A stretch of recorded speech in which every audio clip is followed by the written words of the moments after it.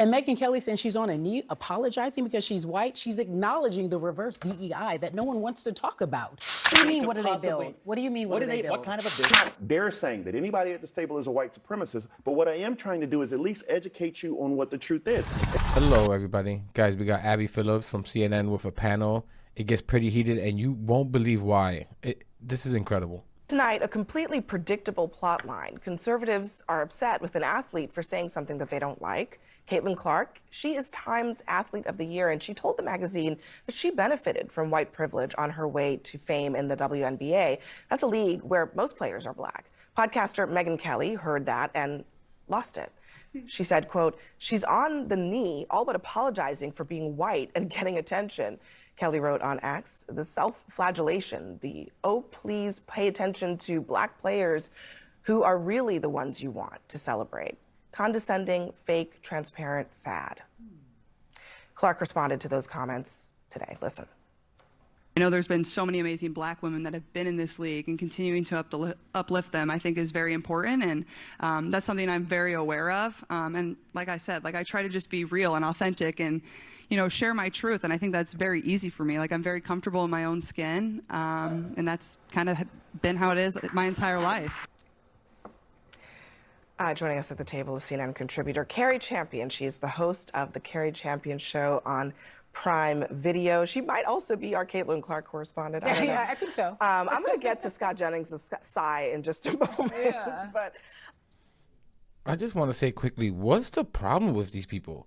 It's really this constant feeding of red meat to this racist base that you go out of your way as a news host or whatever Megyn Kelly is now to go and just attack Caitlin Clark for just showing respect to black women, that black Americans have been historically left out of the accomplishments that they've made in this country and achievements and inventions and all these different things in history. What's wrong with that? This is so insane. And they talk that the Democrats are always playing identity politics. Gary, what I don't understand about this, Caitlin Clark never asked to be this avatar of race, right? And basically that is what she is saying. I didn't ask for this. Why are you making me this person? And now people are mad about that? Yeah, it's really interesting because since she came into the league, we have to talk about the attention that she has received. She's a phenomenal player. I've never seen anybody shoot the ball the way she shoots the ball in the WNBA. I'm just being honest. She, early on in her collegiate career, reminded me of Steph Curry, and that's where all this attention came from. But before she entered a league that started in 1997, there were the Lisa Leslies and the Dawn Staleys and the Sheryl Swoops of it all who really built this league, and they weren't getting the attention because, let's face it, the league was built in a way in which it wasn't mainstream. And all she's simply saying is that I want to respect those who come before me. Now, conservatives do one of two things that I am so fascinated with, especially when it comes to her. Either they whine or they bully. So now it's time to do both. They're bullying her when she decides to just like a post about Taylor Swift post about Taylor Swift endorsing Kamala Harris. They Endorsing unfollow her. voting. Like saying go vote. Yeah. And then they unfollow her in droves. And then she says, you know what? I am so grateful for all this money I make. I'm making more money than most of these women will ever see in their lifetime because I am a great player, but I'm also someone that they are using as their message person, that they are using me as a conduit to get their message out. And she says, no, I don't want any of that. I'm grateful. And hopefully I can shine some attention on Bakari because no one's paying attention to Bakari. And so I'm going to give Bakari some attention because you know what? Thank you for keeping this league alive, Bakari. Everything that you've done has really got to the point where I can be here and benefit in this moment. And Megyn Kelly saying she's on a knee apologizing because she's white, she's acknowledging the reverse DEI that no one wants to talk about.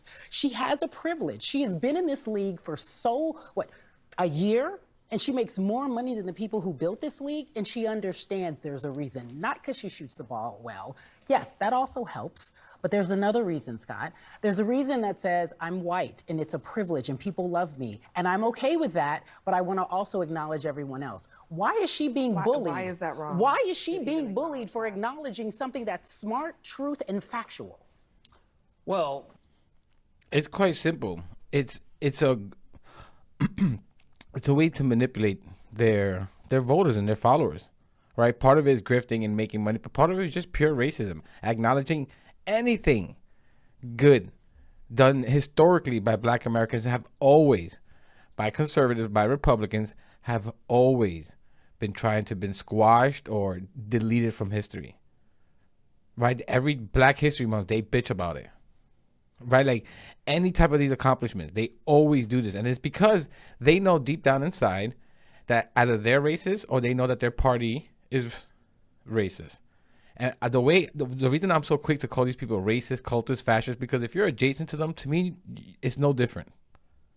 A couple things. Number one, whether you're an athlete or anyone else, if I hear you use the phrase "my truth," I immediately then discount everything else you say, because there isn't my truth or your truth.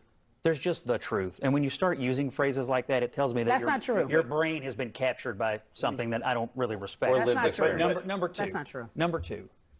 And what is it that you don't respect about it? Acknowledging people who came before you and paved the way. And I do think Caitlin Clark is a fantastic player. Probably the best woman I've ever seen play basketball, no question, and better than a lot of guys. But to say that, obviously, the reason that she's getting attention is because she's a white woman doing this in a predominantly black woman sport. And that's all she's acknowledging without saying that. She's just acknowledging the people that have been here before that also deserve credit. And this enrages them. You have to look at yourself in the mirror as to why. The attention the league got this year was amazing, and it was all because of her. She is an amazing player. The arenas were full when she played in them. The TV ratings were up when she was on television. That's undeniable. But the league still lost like $40 million this year. And it's never made money. And to me, when you're talking about respecting people who built something, what did they build? A league that loses money every year? She has the capacity. What do you mean, to what did they build? What do you mean, what did they build? What kind of a business did they build? They've had a business model that has allowed women who have never had a professional sport here in America, in the United States of America, to play. They've kept it alive as opposed to sending them overseas. That's what she's built. That's what they've built. This is the problem with the conversation about race in this country that we've never tackled. Because there are two things fundamentally wrong with what Scott said. The first is when you say things like "my truth," right, and you just tune that out.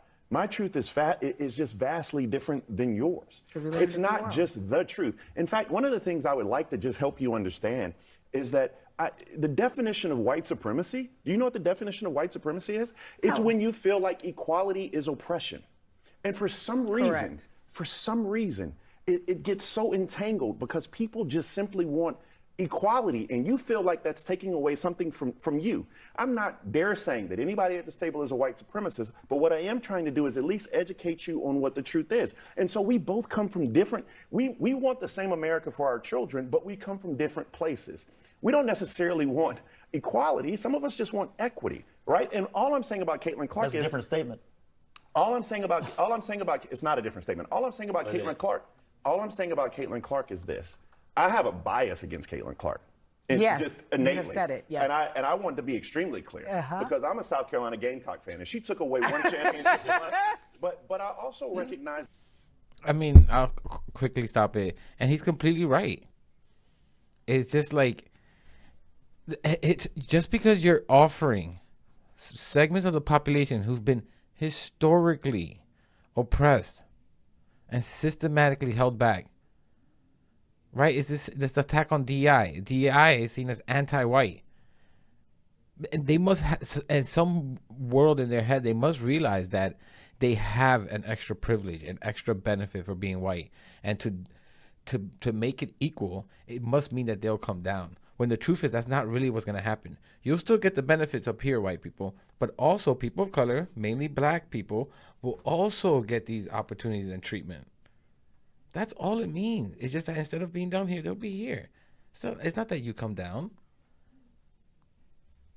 And it's the fear-mongering that the right does. And I think a lot of these people who, podcasters and people on Fox, they know better. But they know they can rally these people into voting. That Caitlin Clark knows something that this is the second point. The first point was my truth. The second point is, Scott, you cannot denigrate. You cannot simply say that Don Staley and Lisa Leslie and Cheryl Swoops and all these women who do something insanely better than all of us at this table did not build anything that you can't respect.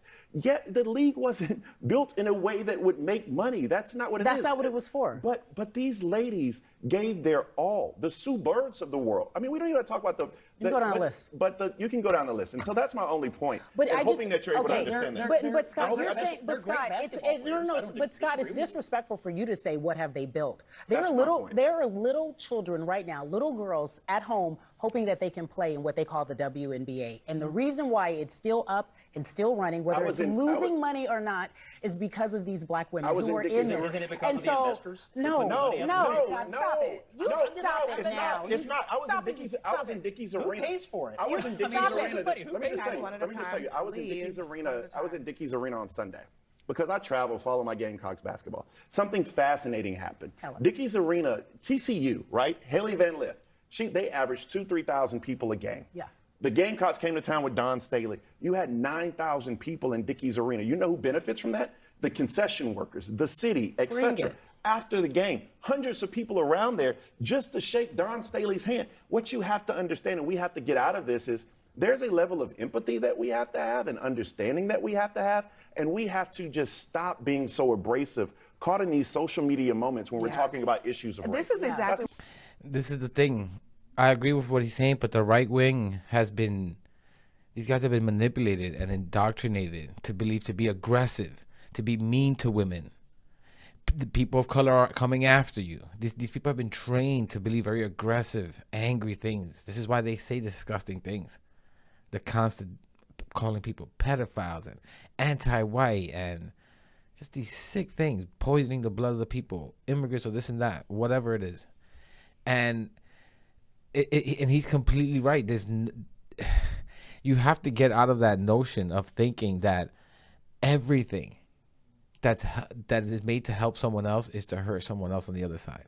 That's just not how it works. And they just been indoctrinated themselves and the people that are coming after them, the people that follow them, to believe this, that someone's coming after you. That's just not the case. White people are doing better than ever in this world. Is there any evidence that white people are taking a hit in any ways? what I was about to say, which is that, listen, Jeff and Scott, my dear colleagues, you don't have to defend this. You don't. Okay? You could just say it doesn't have to be.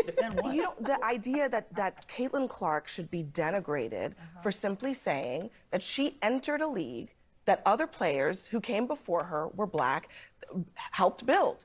There's nothing controversial about that, and it doesn't need to be. It feels so bland. Yeah, she it's doesn't like need to bland be. and gracious. Why are people attacking her for that? I don't understand. I don't know. I feel like it says more about the people who are getting offended by it Yeah. than That's what I her. just said, yeah. I think they're just disappointed that she appears to have been captured by the woke mob. You don't like She's the like word. being gracious. here's Hold on the one dis- second. and here's I the think it's disappointment. the white privilege. Hold on one Let him second. articulate this because I want to learn something. I feel a little bad for her because she's going to learn that it will never be enough. No matter how much of the phrasing, no matter how much of the groveling you do, it will never be enough for the people in that league that hate her guts. It Why will do never you satisfy. assume They hate her that guts. why do Yes, you they do. assume They that do she not. is trying to pander? Isn't it Because also I hear the language. It's the language of the Scott, pandering. listen, let's get off the internet for 1 second. Everybody, right? This is not a conversation about wokeness, about my truth, about all that stuff. Okay, I know that these are buzzwords on the internet.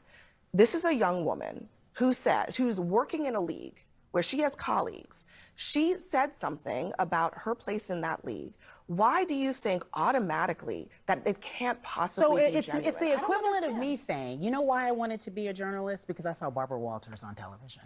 Because I saw someone that I really admired and I liked the way she stood up for herself. It's the equivalent of me saying, you know who else I like? And go down a list of women who don't look like me, who do exactly what I do now, who gave me the dream, who gave me the opportunity. No one's offended by that statement because I am talking about the work ethic, I'm talking about the quality of what they do, and I'm talking about the ability to see the dream, and it is possible. She grew up watching Maya Moore, who happens to be black.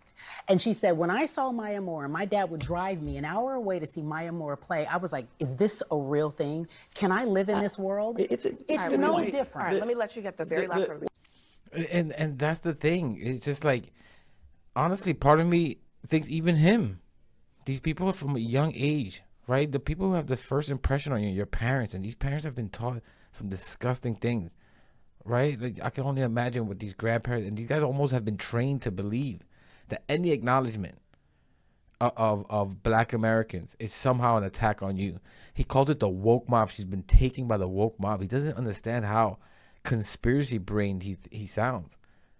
And to all these MAGA people out there, just think about this for a second. Why does it bother you so much? And again, these people have been indoctrinated and been manipulated to believe, right? Let alone a woman, a white woman. There's nothing worse than that. A white woman talking well about, and the achievements about a black woman. This goes completely against fundamentally what they believe in. And it's honestly disheartening to see.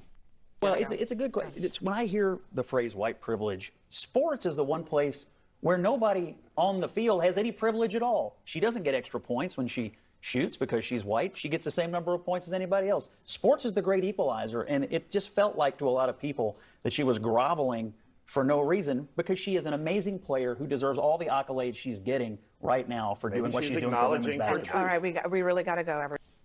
All right, I'm going to leave it there. And like, she wasn't groveling again. Are we really want a society like this?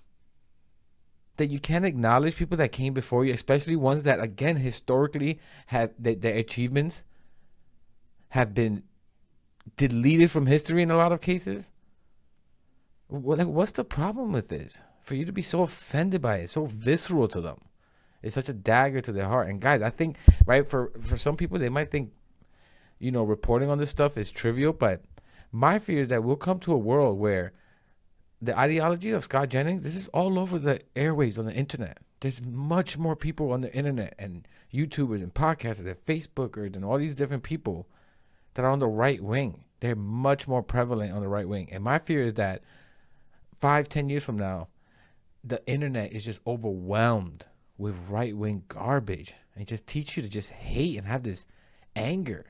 What happened to kindness and empathy? Like, these people scream Christianity, but forget the most fundamental part of that is be kind to others. It's really sad to see. And again, I think it's important to fight back. It's an information war with MAGA. We need to have our perspectives just as prevalent as theirs. So that maybe you could rattle some of these MAGA voters out of there. Just a 0.5% or 1% here and there. But I'm going to leave it there, guys. That's my spiel. Thank you for watching, and I'll catch you in the next one.